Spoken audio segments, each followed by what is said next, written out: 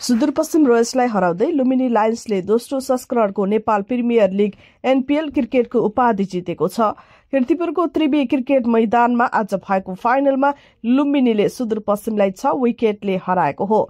सुदूरपश्चिमले दिएको 86 रनको लक्ष्य लुम्बिनीले 9 ओभरमा 4 विकेट गुमाएर भेटायो। लुम्बिनीका दिनेश अधिकारीले 42 रन बनाए। सुदूरपश्चिमका हेमन्त थामीले 2 विकेट लिए।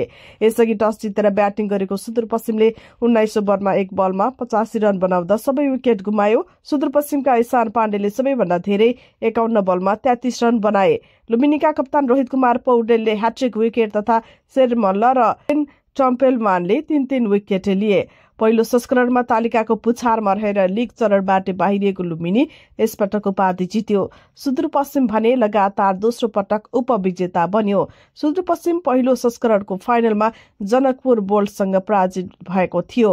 लुम्बिनीले एनपीएलको उपाधिसँगै 1 करोड 10 लाख रुपियाँ पुरस्कार प्राप्त गरेको छ।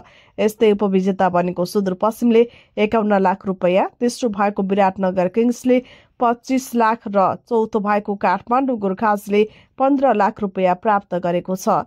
नेपाल क्रिकेट संघ क्यानको आयोजनामा गएको मङ्सिर 1 गतेदेखि सुरु भएको प्रतियोगितामा 8 टोलीको सहभागिता रहेको थियो।